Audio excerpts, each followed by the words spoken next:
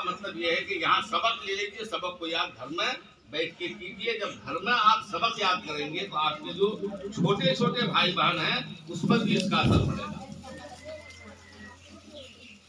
تو بس یہی ہے. اور ساتھ ساتھ یہ ہے کہ جب یہ کتاب پڑھ رہے ہیں، یہ کتاب مسل و مسائل کی کتاب ہے، اور اس کتاب کو جو اپنی زندگی کا ساتھی بنا لے گا، کیونکہ اس کتاب میں کیا طہارت کے مسائل ہیں، نماز کے مسائل ہیں. اچھا، اور ایک چیز یہ ہے کہ جب تک آپ پڑھ لیں گے، پڑھ کر اس پر پریکٹیکل نہیں کریں گے تو وہ بات آپ کے ذہن میں نہیں رہے گی. جیسے نماز کے مسائل ہیں، وضو کے مسائل ہیں، آپ اس میں پڑھ لیے وضو میں 4 فرض ہیں. اگر آپ وضو نہیں کر رہے ہیں کچھ دن تک بات ذہن میں رہے گی، اس کے بعد آپ اور وہیں اگر آپ وضو کر رہے ہیں تو آپ کے ذہن میں یہ بات بالکل پختہ ہو جائے گی کہ وضو میں 4 فرض ہے، لہذا ہمیں یہ فرائض ادا کرنا ہے. تو جب تک وضو نہیں کریں گے تو آپ کو وضو کے مسائل ذہن میں نہیں رہے گا. نماز کے مسائل ہیں، جب تک آپ نماز کی پابندی نہیں کریں گے تو نماز کے مسائل آپ کے ذہن میں نہیں رہے گا. اور جب آپ نماز پڑھیں گے، جب اللہ کی بارگاہ میں اب آپ سر جھکائیں گے تو رب تبارک و تعالی دنیا والوں کے سامنے آپ کے سر کو بلند کر دے گا، اونچا کر دے گا. لہذا پڑھائی کے ساتھ ساتھ، تعلیم کے ساتھ ساتھ، تربیت کے ساتھ ساتھ اللہ اور اس کے رسول کو خوش اور راضی کرنے کا بھی آپ ذہن بنائیں کہ ہم نماز کی پابندی کریں گے. اور جب آپ نماز کی پابندی کریں گے تو آپ کے چھوٹے چھوٹے جو بھائی بہن ہیں آپ کا دیکھ کر وہ بھی نماز کی پابندی کریں گے. اور جو آپ کے ماں باپ کا نماز نہیں پڑھ رہے ہیں ان کو بھی شرم آئے گی کہ میری اولاد نماز پڑھ رہی ہے، ہم نماز نہیں پڑھیں گے. لہذا آپ کی وجہ سے 2 نسل راہ راست پر آ رہی ہے. آپ کے چھوٹے چھوٹے بھائی بہن وہ آپ کا دیکھ کر شوق سے آگے بڑھیں گے، اور آپ کے ماں باپ، دادی دادا، نانا نانی وہ آپ کو دیکھ کر شرمندہ ہوں گے کہ میری بیٹی نماز پڑھ رہی ہے، میری نتنی نماز پڑھ رہی ہے. لہذا وہ بچے ہیں وہ نماز پڑھ رہے ہیں، ہم تو بوڑھے ہو گئے، ہم کیوں نہیں نماز پڑھیں گے. لہذا تو چاہیے کہ تعلیم کے ساتھ ساتھ آپ اللہ کی عبادت میں بھی آگے رہیں. جب عبادت کریں گے تو آپ کے ساتھ ساتھ 2 نسل ہویں گے. تو صرف اور صرف زبان ہی سے تبلیغ نہیں ہوتی ہے. آپ اگر چاہیں گے خالی ہم زبان سے تبلیغ کریں تو اس پہ اثر نہیں ہوگا اتنا، لیکن آپ زبان سے تبلیغ کے ساتھ ساتھ اگر آپ وہ عمل بھی کر رہے ہیں تو اس کا اثر زیادہ پڑے گا. تو ماروں. لہذا ہم تعلیم حاصل کریں، تعلیم کے ساتھ ساتھ اس کے لیے پریکٹیکل بھی کریں تاکہ جو مسئلہ ہم پڑھیں وہ ہمارے ذہن میں بالکل محفوظ ہو جائے اور اللہ اور اس کے رسول ہم سے راضی ہو جائے.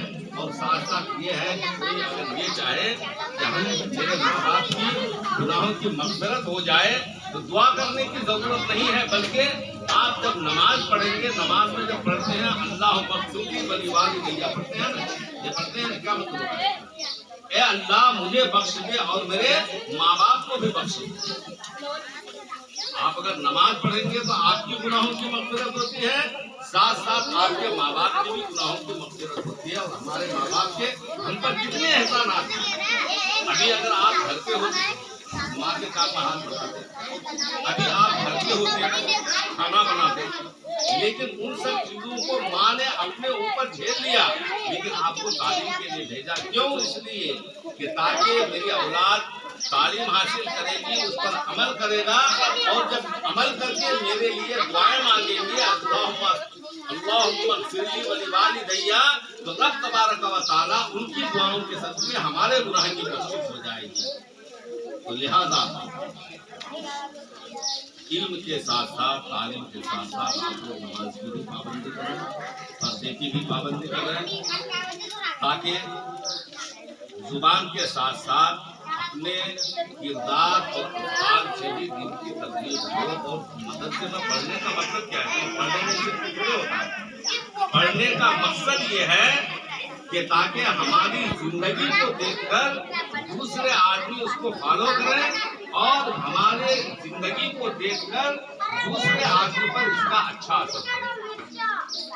جب تک رب کو آپ راضی نہیں کریں گے تو کہاں سے دوسرے پر آپ کا اچھا اثر پڑے گا یا کہاں سے دوسرے آدمی آپ کی عزت کریں گے. چاہیے کہ نماز پڑھیں، روزہ رکھیں، حج کریں، زکات دیں اور مجبور و معذور کی مدد کریں اور اس کے ساتھ ساتھ تعلیم دل جمعی کے ساتھ تعلیم حاصل دل کی طرف پڑھیں، اس کو بغور پڑھیں.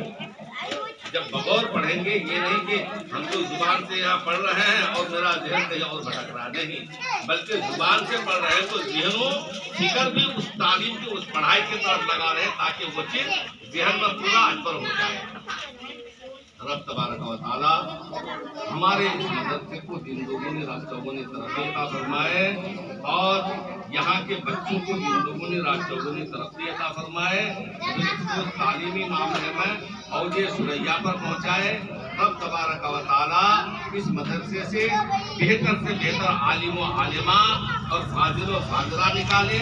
رب اپنے حبیب صلی اللہ علیہ وسلم کے صدقے میرے حضرت علامہ پیر طریقت انتخاب اللہ کو ترقی عطا فرمائے اور زیادہ سے زیادہ حوصلہ عطا فرمائے تاکہ یہ چمنستان علم کو عروج تک پہنچائے.